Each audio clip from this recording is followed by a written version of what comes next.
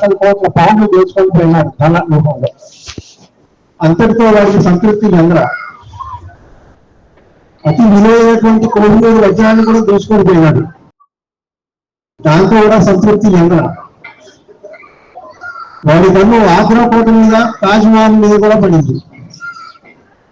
ఆగ్రా కోటలో ఉన్నటువంటి షాహీ ఇమాం అని చక్రవర్తి స్నానం చేసేటువంటి ఒక టబ్, అతి విలువైనటువంటి పాల్వాయితో తయారైనటువంటి ఆ టబ్బులు కూడా దోచుకొని పోయినాడు. అంటే నీచానికి దిగజాడాడు, అంతటితో సంతృప్తి చెందా. కానీ దేనికే ఇంత విలువ ఉంటే ఇక తాజ్ మహల్ అంటే మనకి ఎంత డబ్బు వస్తుందో అని చెప్పి తాజ్ మహల్ కూడా వేలంపాట్లో పెట్టారు. తాజ్ మహల్ వేలంపాట్లో పెడితే 2 లక్షల రూపాయలకి లక్ష్మీచంద్ జైన్ అని మధురకి చెందినటువంటి ఒక వ్యాపారవేత్త దాని పాట పాడాడు. అయినా వాడికి 2 లక్షలు ఏంటి ఇంకా వస్తుందేమో అని చెప్పి కొంతకాలం వేసి చూశారు. మళ్ళీ తర్వాత మళ్ళీ వేలం వేశారు. మళ్ళీ వేలం వేస్తే అదే వ్యక్తి మళ్ళీ 7 లక్షల రూపాయలకి తాజ్ మహల్కి ఉన్నాడు. సరే అతనికి స్వాధీనం చేద్దామని చెప్పి ఆ డబ్బు తీసుకొని అతన్ని స్వాధీనం చేసుకోమన్నాడు. అతను వచ్చి ఇక్కడ స్వాధీనం చేసుకున్నాం అంటే లోకల్ గా ప్రజలందరూ తిరగబడ్డారు.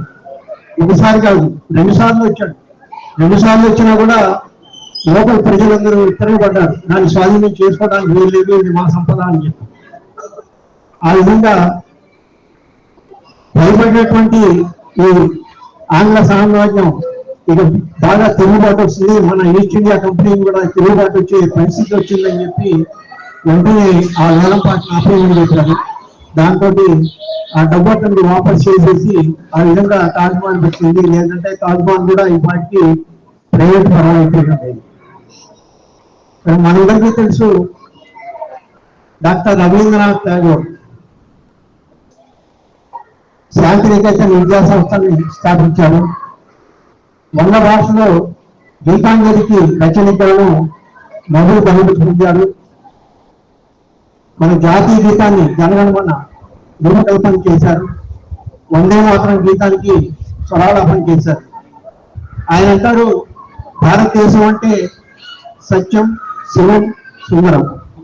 ఈ 3 మాటలతో భారతదేశాన్ని అర్థం చేసుకోవాలంటారు ఆయన.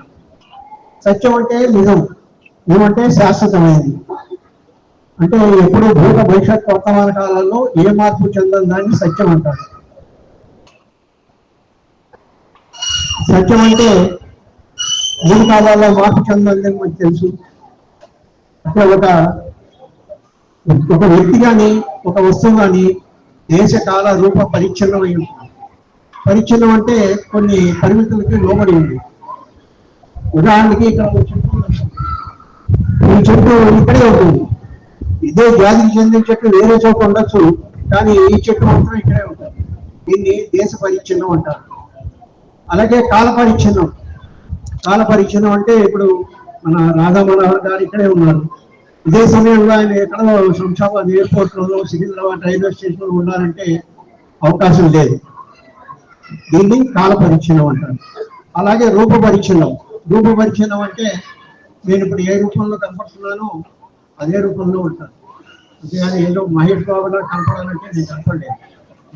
అయితే భగవంతుడికి మాత్రం ఇటువంటి పరిమితులు ఏం లేదు. ఎక్కడైనా ప్రకటితం అవుతుంది, ఏ కాలంలో అయినా ప్రకటితం అవుతుంది, ఏ రూపంలో అయినా ప్రకటితం అవుతుంది.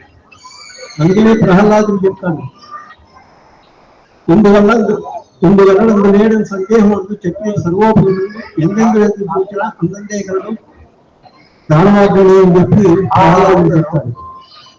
అదేవిధంగా ఈ సత్యము మనకి 2 సంవత్సరాల వాళ్ళు నచికేతుడు అనేటువంటి వాడు యమధర్మరాజుకి సత్యం గురించి తెలుసుకోవడానికి, ఆత్మ జ్ఞానం గురించి తెలుసుకోవడానికి ప్రయత్నించిన సందర్భం మనకి పురాణాల్లో, ఇతిహాసాల్లో కనపడుతుంది. అలాగే 8 సంవత్సరాల బాలుడు ప్రహ్లాదుడు 3 సంవత్సరాలు గురుకులంలో విద్యాభ్యాసం చేసి ఇంటికి తిరిగి వచ్చిన తర్వాత తండ్రి అడుగుతాడు ప్రహ్లాదు, ప్రహ్లాద ఏం నేర్చుకున్నావు ఇప్పుడు, మీ గురువులు ఏం నేర్పించారంటే, అంటే చదివించినారు గురువులు, చదివించి ధర్మ శాస్త్రం, చదివిన కలువ పెక్కు, చదువులోని మర్మంగా చేసిన తండ్రికి నాన్న చదువుల్లో యొక్క సారం ఏంటో, చదువుల యొక్క పరమార్థం ఏంటో తెలుసుకున్నాను.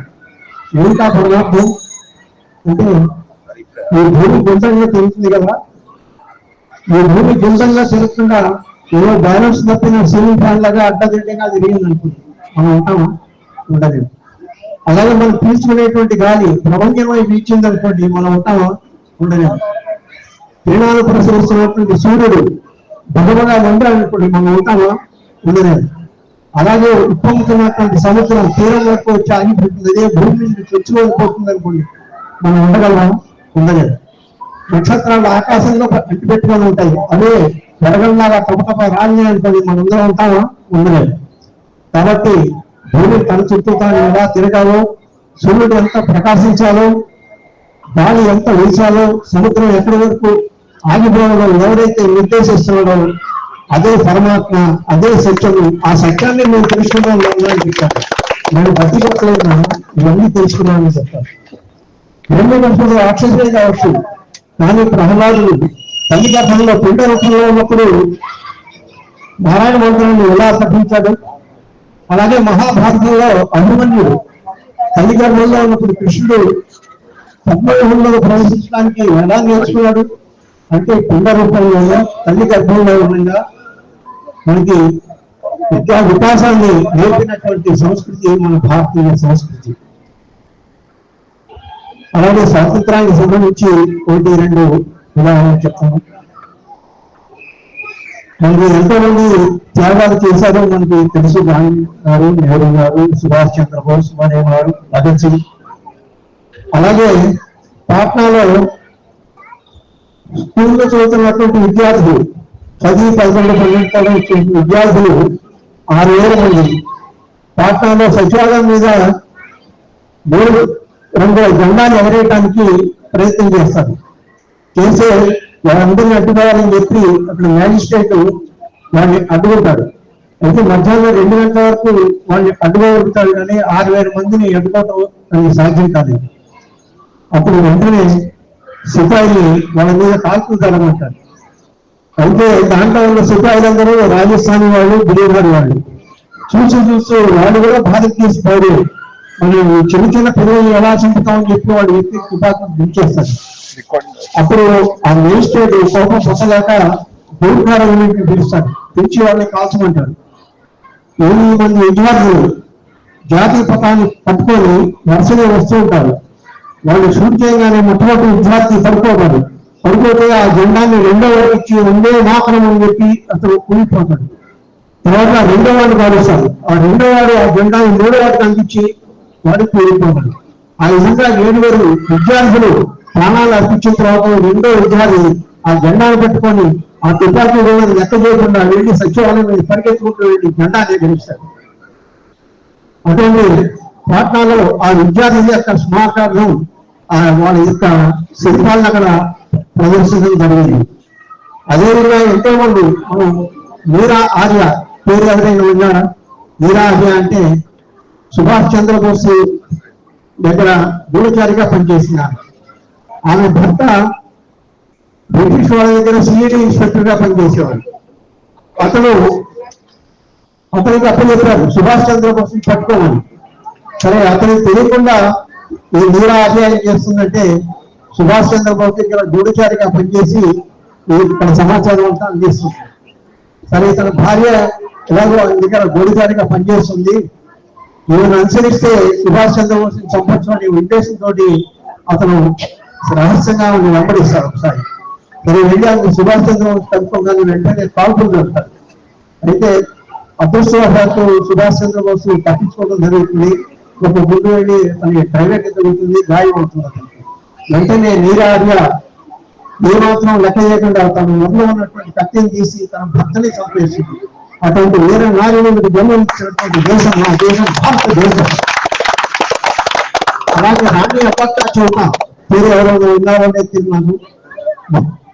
మంగళూరు దగ్గర ఇల్లాలనేటువంటి చిన్న సామ్రాజ్యం, ఒక జైలు వనిత అత్యాధునిక సంపద, ఆయుధ సంపత్తి కలిగినటువంటి పోర్చుగీస్ వాళ్ళు చుట్టూ వచ్చింది. వాళ్ళు జరుగునే చంపేసింది. చివరికి ఆమె భర్తను లోపరుచుకొని ఆమెను జైల్లో పెడితే జైల్లో సైతం తిరుగుబాటు చేసింది. చివరికి తప్పించుకోబోతూ మరణించింది. అటువంటి రాణి అబ్బక్క చోట్ల యొక్క చరిత్ర ఎక్కడైనా మన పాఠ్యాంశాల్లో కనబడుతుందా? కనపడదు. ఇటువంటి వాళ్ళు ఎంతో మంది ఉన్నారు. అలాగే మన తెలుగు రాష్ట్రానికి చెందినటువంటి కోటమర్తి కనక మహాలక్ష్మి భీమవరంకి చెందినటువంటి స్త్రీ. ఒకసారి భారతదేశంలో ఇట్లాగే మన 3,000 మందిని ఉద్దేశించి ఆమె ప్రసంగం చేస్తూ ఉంటుంది. ఆమెకి పద్యాలు పాటలు అవన్నీ వచ్చు. అవన్నీ వేళవించి భారతము రామాయణ వాటి నుంచి ఉటంకిస్తూ వందే మాతరం గురించి ఆమె చెప్తూ ఉంటే పోలీసులు వస్తారు. ఆమె విధవరాలు మూడవ అయితే తెల్ల వస్త్రం ధరించుంటుంది, తల మీద ముసుగు వేసుకొని ఉంటుంది.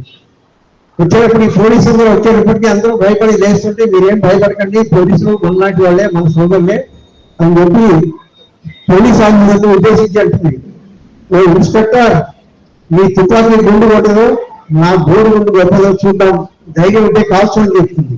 కానీ అతనికి ధైర్యం చాలక చివరికి ఆమెను అరెస్ట్ చేసి తీసుకెళ్ళిపోతారు. అలాగే మీరా ఆర్య గురించి చెప్పాను. ఆమె తర్వాత స్వాతంత్రం వచ్చిన తర్వాత మన భారతదేశంలో హైదరాబాద్ నగరానికి వచ్చి పాత బస్తీలో నివసించింది.